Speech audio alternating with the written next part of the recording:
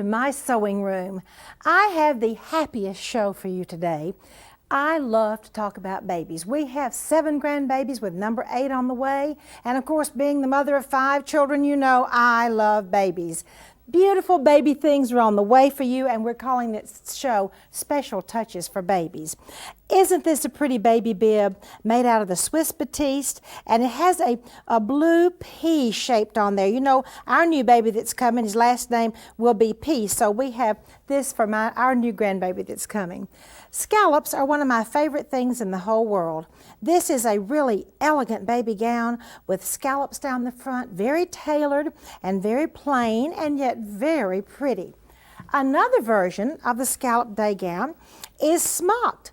Has a few little rows of very simple smocking around the top, and then lace is gathered down the front of the scallops with those tiny little buttons that go all the way to the bottom. Christening dresses are just wonderful. What else can I say? Christening dresses, you know, there are many, almost every faith has an occasion for a long white dress. They're called christening dresses, dedication dresses, baptismal gowns, blessing dresses, and there may be many other names that I'm just not aware of. This christening dress is very beautiful with the hand faggoting and some very simple and yet very elegant ecru smocking on the white dress. And this is a very long christening dress, which I think makes it really beautiful. So let me pull it up here so you can see the handwork on the bottom of this beautiful dress. Hand feather stitching, of course you could do it by machine too. Hand faggoting to connect the next 2 rows, and then a very pretty ruffle with lace on the bottom. Of course, what would a christening dress be without a sweet little bonnet to match it? This one is white with ecru embroidery and ecru lace. Come along with me to the technique boards and we'll start exploring some beautiful ideas to use on clothes for your special baby.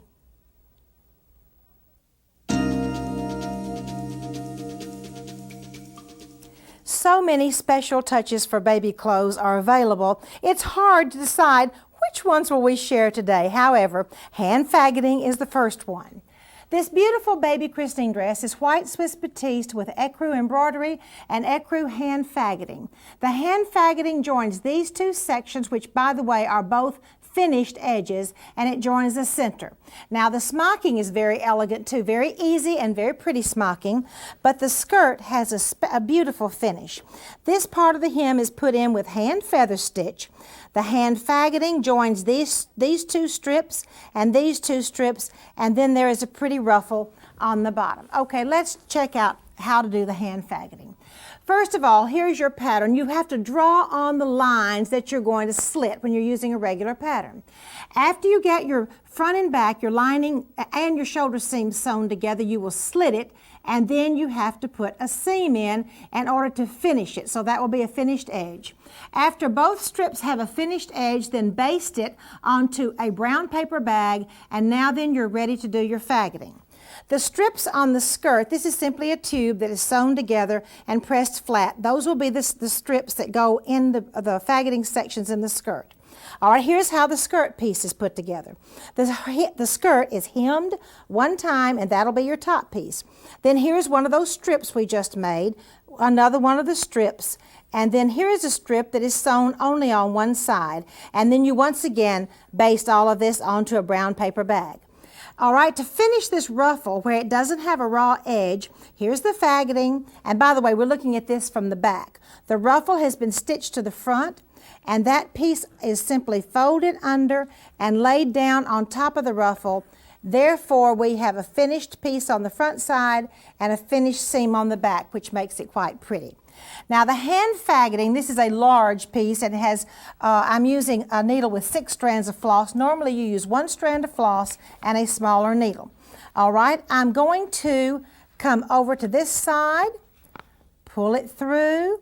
Now then, the thread on the back is hanging to the dripping down.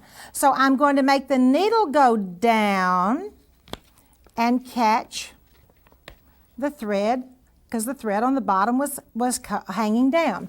Now the thread on the back this time is sticking up. So on this side, I will make my needle go up, catch a little loop there. Okay, now you want to guess where the thread on the back is going to be this time? It's hanging down. So I will go to this side and let my needle go down. It's a little hard to do embroidery on a board, gang. Then my thread is hanging up. Now that is how easy it is to do hand faggoting. The next trick that I think is so elegant is this scalloped front on this very sweet Swiss batiste and ecru lace day gown. That's very easy to do also. You simply draw your scalloped pattern on a piece of paper, and here is the lining piece. So I have my day gown pattern just has a straight front and a straight facing piece, but I put my scallops on it, put my facing onto the straight front, and then stitch, straight stitch along the scallops, and guess what I'm going to do then? Just cut it away, and then I'll turn it right side out. I think this one I have planned to do that. I will turn it right side out and press it, and there is a beautiful scalloped or scalloped, by the way, both are correct, front for the baby day gown. Now let's make this baby day gown a little bit fancier. Let's smock it. So we're going to pleat around the neckline and smock it, and then I'm going to attach gathered lace butted up to this scalloped edge. Just simply finish your scalloped edge like we did a minute ago, butt your gathered lace up, and zigzag it. Now if you're going to smock it, you're going to run your pleating. By the way, you use a pleater. There's a little machine that runs these pleats in called a smocking machine or a pleater. If you're going to put a scalloped finish on a pleated gown, please go ahead and do your scalloped finish. Get it all ready before you run your pleats in to get ready to do your smocking. Then after you run your pleats in, then you do your smocking on top of that. There is a little bonnet that goes with this baby christening gown also, and it's a wonderful time to use your wing needle entredeaux features on your machine if you have them.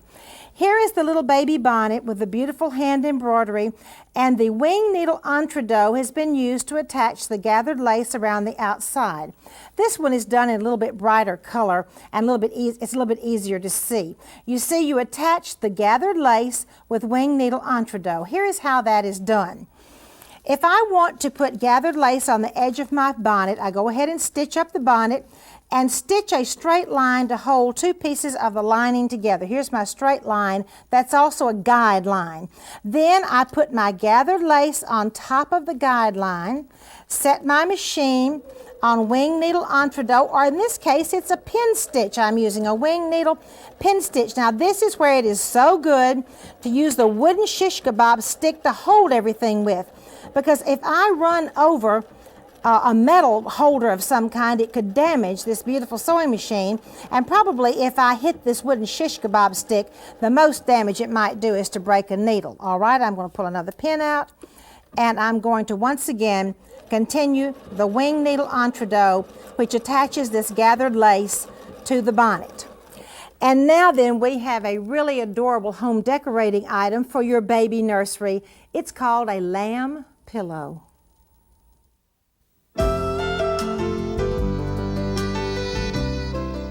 What could be sweeter to go in a baby's room than a little lamb?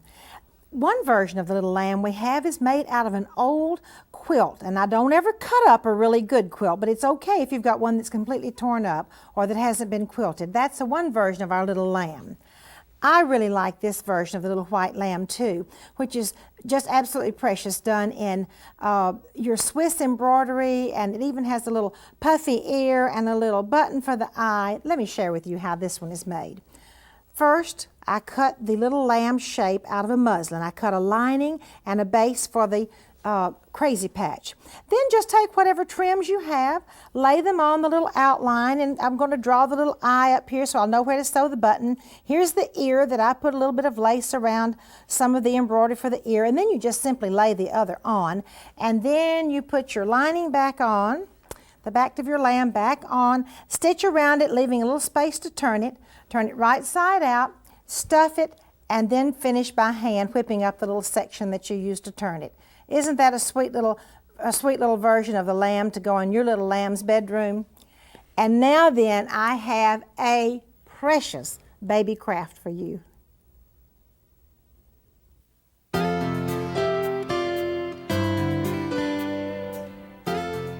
This is such an incredible gift to make, or you might even take your own children's baby shoes and make one just so you'll have one. We have used a wooden box purchased at a craft store, and this is a very old quilt that literally was torn up. That's the only kind we would ever cut up, as if they're completely unusable. And then we've put baby shoes filled with beautiful silk ribbon folded flowers and a ribbon that's been tied, and ran little ribbon through the baby's shoes because the shoelaces were probably completely worn out. And then there's a pretty handkerchief. It also has a really pretty lining with just some calico on the inside and ribbon on the top and the bottom. Now, how do you put together one of these? Well, it really isn't that hard to do.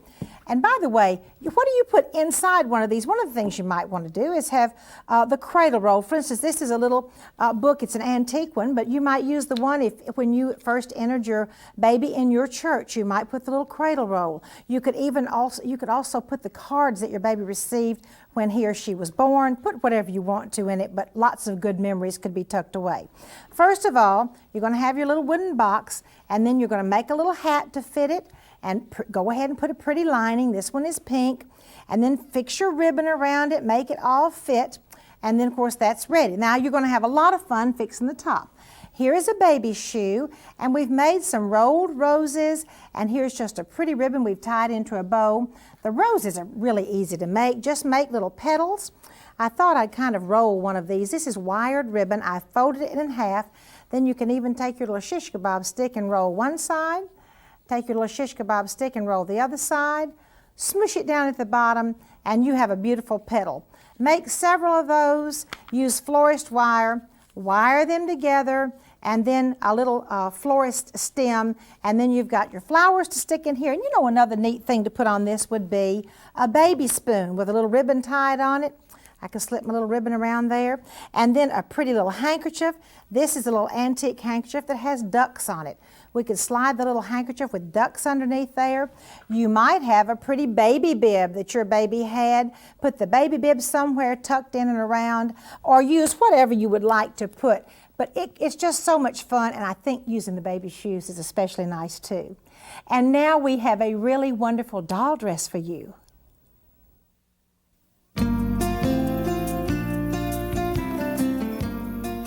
My doll named Martha really likes her robin's egg blue Swiss batiste dress.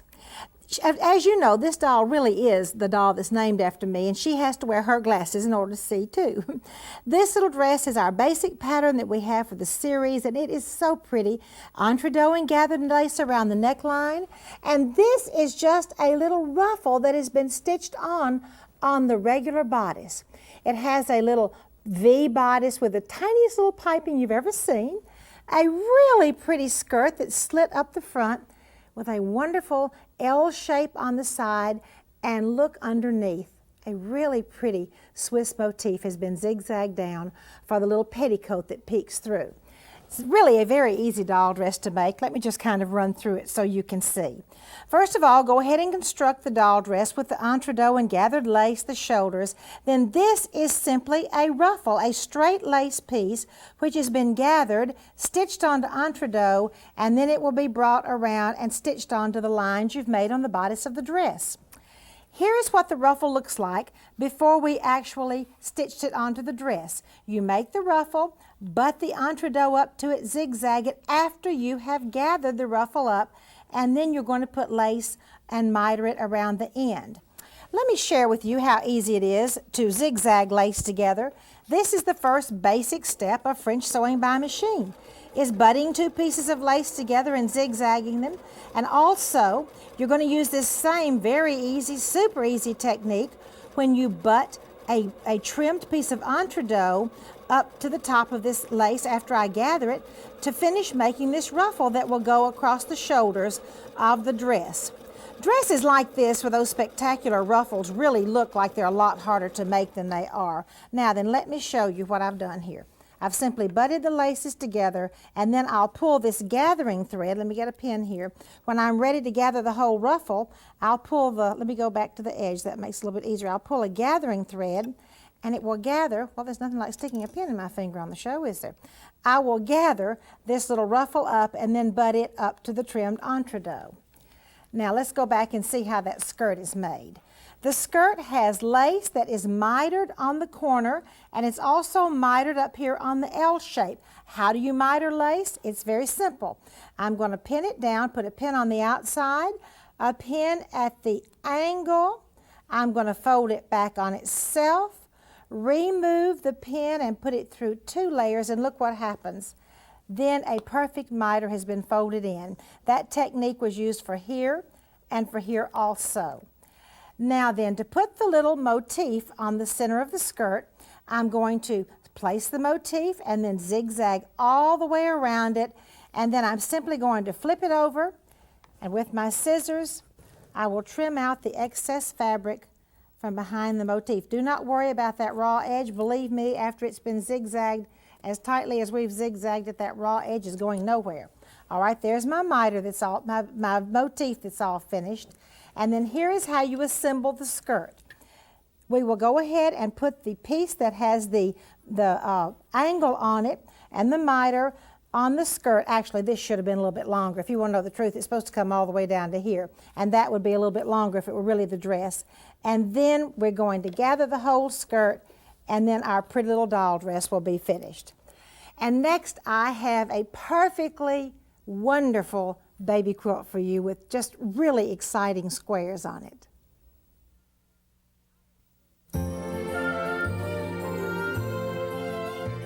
I have really been looking forward to sharing this beautiful, beautiful lace animal quilt with you. The fabric of the quilt is silk dupioni, and this is either batiste or broadcloth, whichever one you want to put. Now, first of all, look at this wonderful horse. This horse even has a lace mane and some little machine embroidery for the bridle. And over here is a lace bunny with a pink eye, and look, even a little lace bunny rabbit tail. And then there's a little cat down in this corner that has slanted buttons for his or her eyes.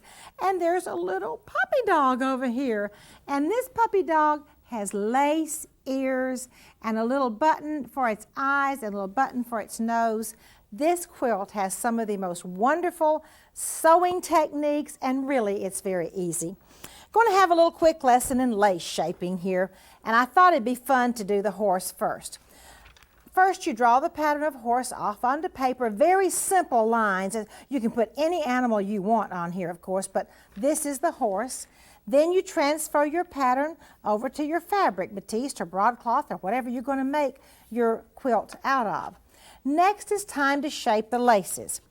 When I shape lace in a curve, the outside of this horse's head is a curve. I'm going to use a cardboard box or a lace board, something I can stick pins into, and I pin the large side of the curve. Now this lace under here is just a little bit floppy, as you can see. It doesn't lay down too well yet. French and English laces have a gathering thread which is built into the heading of the lace. That's over here on the side. Well, I'm going to stick my pin under the area that makes a scallop or a scallop, and I'm going to pull. If you're going to kind of watch the magic here, do you see how all of a sudden that lace lays down, and if I take my iron and spray starch, it will lay just down completely flat, and now I have shaped my horse. I use the curving, lace curving technique over here, and also pull the threads.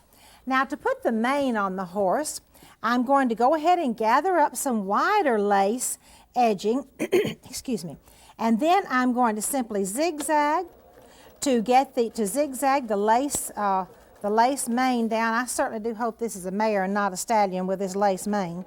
All right, I'm just simply going to zigzag the lace down, and I'm going to use the wooden shish kebab stick to hold it, because if I sew over this wooden shish kebab stick, it won't hurt the sewing machine, and if I use some kind of a metal device to hold it, it might just absolutely hurt the sewing machine. Now, I think I've done enough of this so you can see. All right, I have stitched the mane down, and then I've got a little bit more of the mane that comes to the front of the head that I'll have to stitch down in just a few minutes. But you see the lace has been shaped and stitched down. By the way, don't use navy blue thread. Use whatever color your lace is. And now then, there are some really wonderful construction tricks on this quilt. Let me show you a couple of them. This is one of my favorite ruffles that I've ever seen on anything. Do you see this piping? It has the little blue that comes, just every, say maybe every half an inch, there's a little blue crossover. Well, I'm going to show you how to make that in just a minute. And this ruffle looks as if it has a border on the edge. Actually, that's the lining to the ruffle, and there's a little neat trick on how to make that lining on the ruffle. Let's see how to put this quilt together. First of all, I'm going to need 2 squares. These are the ones that I put the horse on and the cat on, the animals on. I use a piece of sashing, straight stitch down here. Did the same thing in straight stitch. That's 2 of my squares. That's these 2 pieces here. And then I make 1 more of those, these 2 pieces, and then I have 1 more strip of sashing that holds all 4 of the pieces for the animals together. Next, I'm going to need 4 more strips of sashing. See, the horse was here, the rabbit was here, the cat was here, and the dog was here. Okay, I have a strip of sashing over here. I pin it, straight stitch, open it up, and that's the last sashing. So I have sashing, sashing, sashing, sashing. Now here is that little trick on that ruffle I wanted to show you. The ruffle is made with 2 pieces of fabric. The blue fabric is more narrow than the white fabric. Okay, put them together, stitch them together at one end. Now here's how that little ruffle is made. All right, then turn it right side out. Of course, I'll not press yet. Pull them together at the top, make the tops match. Now then, I'm ready to press, and you see what happens when I press? That wonderful little border is made. Here it is already pressed for you, and then here it is on the whole ruffle. See, because we used a longer white strip and a shorter blue one, that beautiful little border. Then run your gathering rows at the top of your strip, and let's finalize our construction step. Now here is that neat trick I want to share with you. This is purchased piping, just ecru purchased piping. And look how we made the little colors. I put blue thread in and simply stitched a blanket stitch all along this purchased piping, and it went right over it. And now then I have custom piping to go on anything I want to put it on.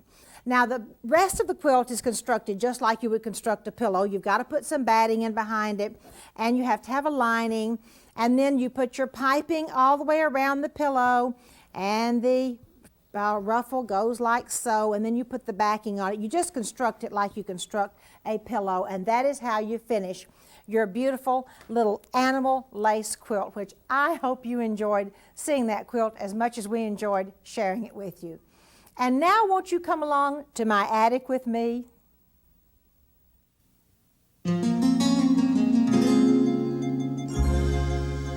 The name of this dress is Lebanon, Ohio Christening Robe.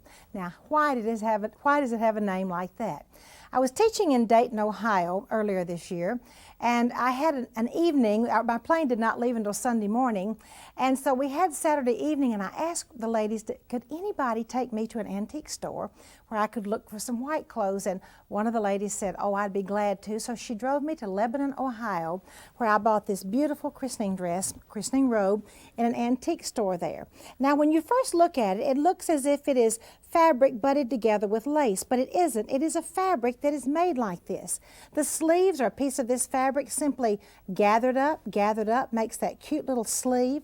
Then there are rows of beading with ribbon run through it. Now let me show you what this clever mother did on her skirt. She took that section which looks like fabric and ran hand tucks in there and tucked it, and then those little tucks are released right here, and then there is more beading and a French insertion in between, and a beautiful piece of edging that looks like it, well, I'm sure it was made to go with this dress. I thank you so much for joining me in my sewing room today. I hope you've had fun, and I'd like to invite you to come back next time.